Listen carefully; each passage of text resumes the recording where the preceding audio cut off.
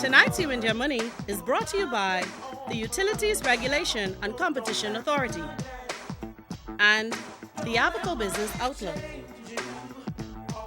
Good evening. Welcome to You and Your Money. I'm Carlton Smith. Cellular mobile liberalization. That's the focus of our discussion this evening on You and Your Money. And we're pleased to welcome in studio the acting CEO of the Utilities Regulation and Competition Authority, Stephen Bereaux. Good to have you, Stephen, on You and Your Money. Good evening, Carlton. It's very good to be here. Thank you for having us. We're also welcome in studio the Corporate and Consumer Relations Manager at URCA, Mavis Johnson-Collie. Good evening. Welcome to You and Your Money. Thanks. It's good to be here, Carlton. So let's begin this conversation by explaining to the Bahamian people what is cellular mobile liberalization. So liberalization is the process whereby we open that market up to allow others to come in and compete. Competition is believed to drive better quality services, better prices, and we are very, very excited to be finally welcoming competition into the market, into the mobile market in the Bahamas. Some people are a little skeptical about the competition. They say the government is competing against itself. It's a majority shareholder in BTC. It's a majority shareholder in NewCo. But despite that fact, it still should provide some relief to the consumer as a result of this new company coming in. Yeah, well, I won't speak too much on the government's decisions as regards its ownership of its current ownership situation, but my understanding is certainly that that is a short-term measure that the government has implemented to enable it to bring competition in as quickly as possible while retaining an ability for it to pass that ownership on to Bahamian persons. In the process of inviting competition into the market, the government had to grapple with what it desired to do in terms of ownership, for a majority Bahamian ownership in the new provider, but also a process whereby you select the best provider and not necessarily allow that provider to control who would invest in the totality of its business. So the aim, as we understand it, is that there will be economic participation by Bahamians of the widest possible, or from the widest possible strata of the society, and the government is managing the process to achieve that. And in that regard, it has had to take what I understand to be a short-term ownership position in the new company. But quite apart from that, while the government will be the majority owner, it will not be managing the service provided by the new provider. And in fact, BTC, while in government's hands, or while the shares may be in government hands, the managing partner or managing owner is actually Cable and Wireless Corporation, now part of Liberty Group. Managing and corporate governance of both precisely, entities. Yes. For both companies, both companies will be managed, governed, and run by private sector minority shareholders. So, as you prepare now to roll out this whole process of a liberalized cellular environment, one of the keys is this transition period and the authority's decision to allow one of the companies to roam on the other's network. Explain that process, that roaming process for a period of time. Yeah, so just to clarify, what the government has put in place, the requirement on NewCo, the new provider, is that it roll out services to the entire populated Bahamas, and we're talking about 18 island groups, 17 or 18 island groups, over a 2-year period from the day on which they got their license, which was the 30th of June, 1st of July. That 2-year period will see a graduated process where they have specific milestones every 3 to 6 months over that 2-year period. So they will be adding their own network coverage during that period. What it means, though, is that, for example, at the first milestone, which is due at the beginning of October, they will only have their own network active to cover the whole of New Providence and 80% of Grand Bahama. It would be very unsatisfactory for any customer to be buying a service where if you leave New Providence and Grand Bahama, you suddenly can't use your phone. So either you have to have another one or some other way of communicating. So what URCA has put in place, and we've envisaged this from the very beginning of the process, is that we have made it possible for customers of NUCO to roam, just as you would if you go internationally, Right. to roam on BTC's network. So it's the same as an AT&T customer comes into the Bahamas. That customer is able to use their phone, their AT&T phone, on BTC's network while they visit, and in return for that, BTC is paid by AT&T. Right. So it's exactly the same scenario. So it's a benefit When for a BTC. customer, absolutely, BTC will be paid, and we have the rates which we're currently reviewing, but BTC will earn no less than it would earn in terms of its costs of that service and a rate of return, a reasonable return on those costs. So BTC will be in a position where it will be paid for every minute that any person who's a NUCO customer spends on the BTC network. Now, the one fundamental difference between this and an international roaming scenario is that NUCO will be charging their domestic rates. So you're not paying a premium to NUCO in order to do that. So there's two sides to it. One is, it is a benefit to BTC to some extent, because while they might have lost the customer, they will still get some revenue from that customer in the areas where the customer roams. But secondly, it is a significant cost to NUCO, because it is likely to be more expensive to NUCO to provide that, to use that, for its customers to use that roaming service than it would be for NUCO for the customer to be on their own network, because it still has to, NUCO still must build in those islands. It's not as if this is a long-term situation and it avoids any expense for them.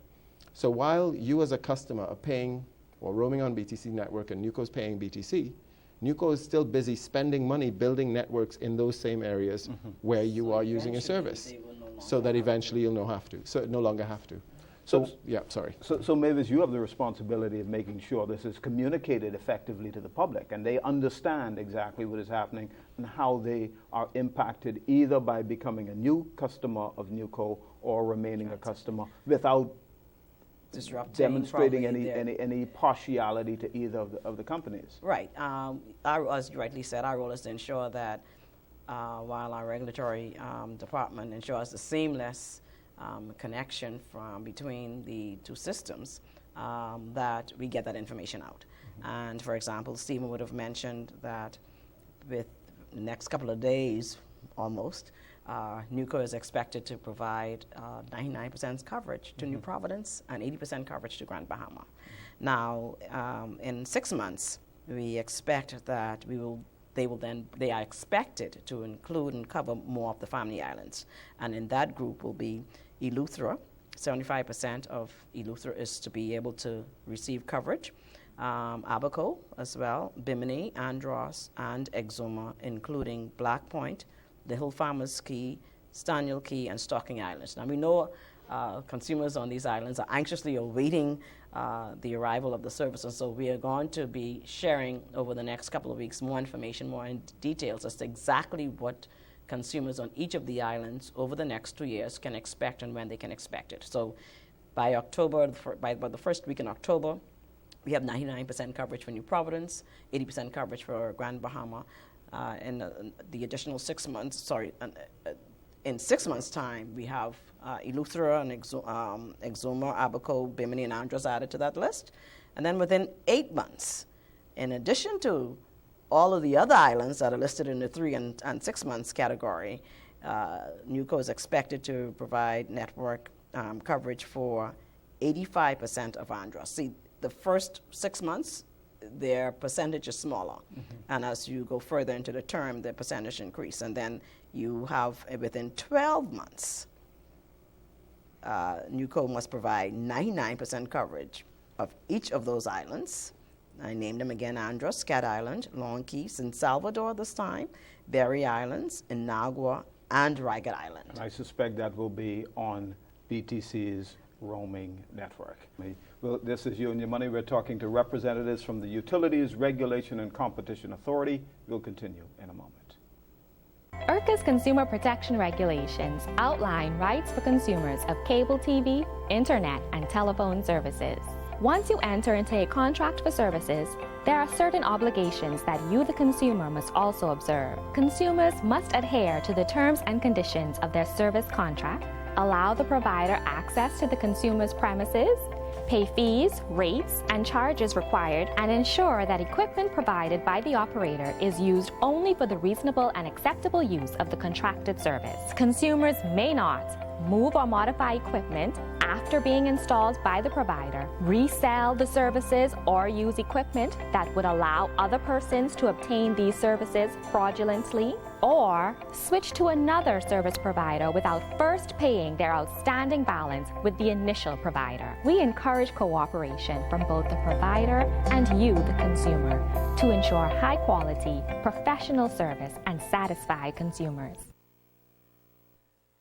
Join us in Abaco September 22nd, 2016 for the 13th annual Abaco Business Outlook, where we discuss a bold agenda the next 25 years with speakers Prime Minister the Right Honorable Perry G. Christie, Charles Moss, Vado Boodle, Ellison Tommy Thompson, Carlisle Roberts, Derek Newbold, and Dwayne Wallace. Register now at tclevents.com, email malbury@tclbahamas.com, or call us at 322-1000. Welcome back to You and Your Money. I'm Carlton Smith. We're talking the liberalization of the cellular mobile environment in the Bahamas. And Stephen, just before the break, you were talking about the creation of this new network now as a result of those dates that Mavis mentioned previously. Yeah, and one of the critical things to bear in mind is this is a requirement. It's a requirement that is secured by a significant financial penalty should they not do it. So what is happening right now as we speak, they are either building towers, new cellular towers, and they have a significant process they have to follow for that, or where it is possible, we hope, they will be sharing with the existing BTC towers. Now that's not to say they're sharing any network with BTC, but it's like, you have a building or a tower which is a structure that can hold various antennas and run networks. Instead of having or allowing NUCO to build two towers or build another tower right next to a BTC1, we would hope that the two network operators will share. And there may in fact be cases where BTC wants to expand their network to an area where they don't have very good coverage, and NUCO may have built a tower, and we expect BTC to use that tower. So some people would ask, well, if BTC has an existing network that covers the entire archipelago, they have existing towers, why do we need additional towers? And why would URCA authorize additional towers? Well, there are two things. One is service quality. Not each network that we have will have a slightly different, what we call a footprint. And towers networks are complicated, but fundamentally each tower has a coverage area. And you may find now that there may be areas where coverage is a problem. Right. And part of that problem may be related to where the tower is and its ability to reach that area, its height, its age, and so on. So NUCO will have designed what it considers to be the ideal plan to cover the country. And based on that, they will want to put or use towers in certain locations. Where that location is one where BTC has a tower with space, we require them to use that one. Now bear in mind though that some of the BTC towers are old. They may not be able to handle the additional equipment. They may not be high enough, or they may have no space. So there's a number of things that go into it. The reality is if we add a whole new network, we will need new towers. But our aim is to minimize the number of new towers. And we do that by maximizing the amount of sharing that can take place while still providing the best possible level of service. And we're not prepared to have compromises on service, and neither, quite frankly, are NUCO and BTC. But we do want to make sure we don't overdevelop tower infrastructure, which is not necessarily the prettiest or nicest thing in your environment. Now, are there specific requirements for the tower sharing arrangement? Are there specific requirements of each of the mobile providers? Yeah, there are very specific rules. And effectively they work by, if a new provider wants to put a tower anywhere, if it is within a certain radius of an existing tower, they must either use that existing tower or demonstrate why they need a new one. So it may be because that one's not too high or some other piece of information. The other thing is when they're building new towers, they must be built with room to share. Because we want to make sure that wherever possible, we minimize the number of towers we have. And that's so you're balancing at every step the need for good quality service with the need not to ruin the environment with unnecessary structures. So who grants the approval ultimately for the construction of these new towers? URCA grants one type of approval, and Stephen can tell you that. And then the government, the Ministry of Works, grants another. So they look at the location in terms of the other structure, consideration for the environment. We look at whether they need to build it based on whether or not there's another tower nearby, what it is they're looking at doing. And so there are two levels of approvals, I guess you can say, that the potential service provider must go through in order before he can construct the tower. And that aspect of the process is complete for the most part? It is complete. We have a working relationship with the government. The Ministry of Works will not grant an approval unless the person applying, because a tower is like any other building. Right. You have to get works planning permission and so on. But they will not look at your application for a tower unless you have a certificate from URCA called a certificate of non-objection. So effectively, and that certificate is only granted by URCA if we are satisfied that you cannot use an existing tower to provide the comparable level of service. This is You and Your Money. We're talking to representatives of the Utilities Regulation and Competition Authority. Cellular mobilization will be, or liberalization will be a reality within 2 weeks. We'll continue in a moment. Service providers in the electronic communications sector must clearly and uniquely identify the service provider, the consumer, contact for inquiries and lodging of complaints, billing period, and hours of operation. All services should be itemized, and the bill should be available free of charge in at least one format. Consumers should ensure they are billed only for contracted services and cannot be held responsible for omitted charges after the expiration of 3 months. Consumers are allowed a minimum grace period of 14 days to pay their bill without penalty.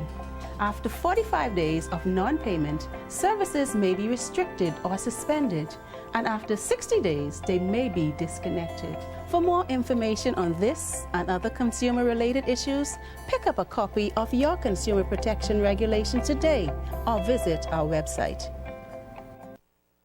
Join us in Abaco September 22nd, 2016 for the 13th annual Abaco Business Outlook, where we discuss a bold agenda the next 25 years with speakers Prime Minister the Right Honorable Perry G. Christie, Charles Moss, Vado Boodle, Ellison Tommy Thompson, Carlisle Roberts, Derek Newbold, and Dwayne Wallace. Register now at tclevents.com, email malbury@tclbahamas.com, or call us at 322-1000. Welcome back to You and Your Money. I'm Carlton Smith. Thank you so much for joining us. Now let's continue talking about this whole liberalization of the cellular mobile environment. Interconnectivity is a significant feature of this change. What is that all about? Yeah. Well, anytime you add a new telephone provider in particular, one of the critical points obviously is you don't want a cell phone if you can't call everybody else. So all of the existing mobile customers, all of the existing number of fixed line customers are either on BTC or Cable Bahamas' networks. What is necessary is that all of those networks are able, or people on each customers of all of them are able to call customers on other networks.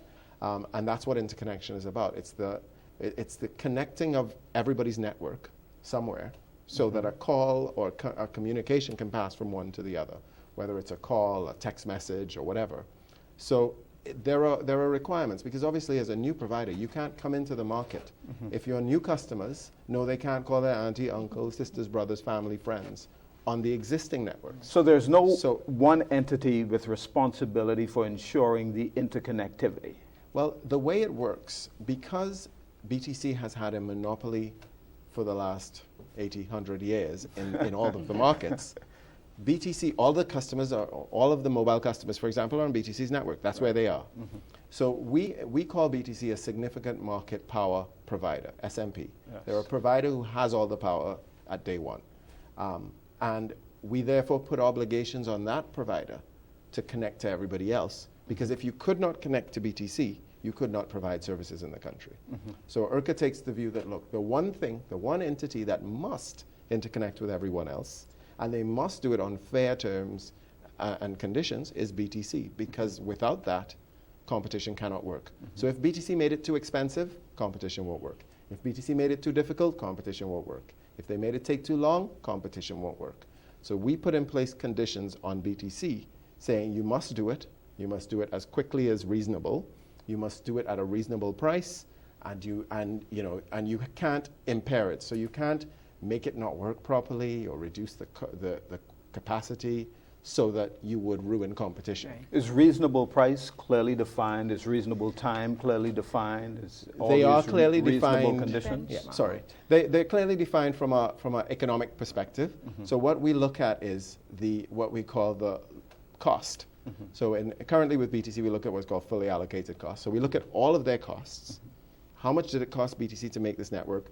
How much have they gotten back already? What's left of their costs? And we actually drill that down to a per minute number. And we say, look, we take that, we add, it has a reasonable rate of return in it. So it's not that we're just giving you, a business not making any money. But so we look at what is a reasonable rate of return on the money you've put into this network. And we calculate that per minute. And we say, therefore, every minute, these guys have to pay you this much for every minute of their traffic that goes on your network.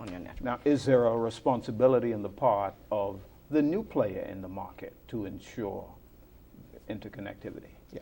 Well, once you interconnect one way, it goes the other way as well. Okay. So, and actually, currently, we strive toward having the same prices both ways. So a call, the way it works, we have what's called call termination. So if I have a BTC phone and I call NewCo phone, BTC pays NewCo. And the reason for that is I pay BTC to make the call. I don't pay NewCo. NewCo doesn't get any money out of that under normal circumstances. So we say, BTC, when you send that call, when it hits NewCo's network, you pay them what it costs them to take the call to the person who's receiving it on that network, and vice versa. So the interconnection works both ways, and it's the rates are similar, if not equal. They can't increase the cost to the consumer to a facilitate that interconnectivity. Well, the cost to the consumer will always take into account all of their costs of providing service. But that's also why we make sure that the amount they have to pay out is similar to the costs.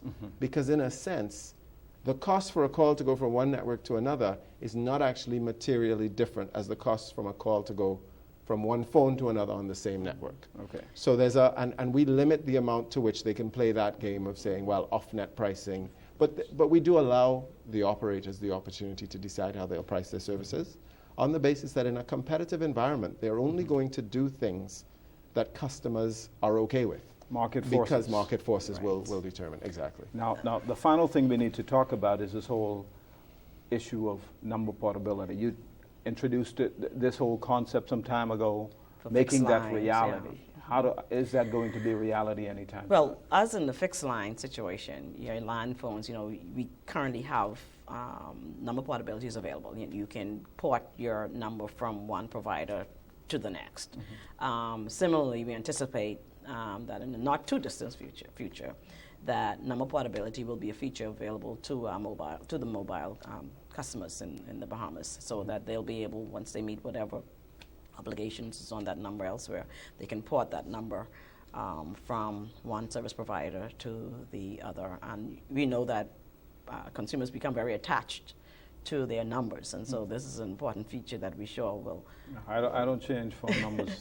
Right, I have the same one I've had from I think my very first cell phone, and continuity and consistency is there's a place for it, and so we anticipate that eventually.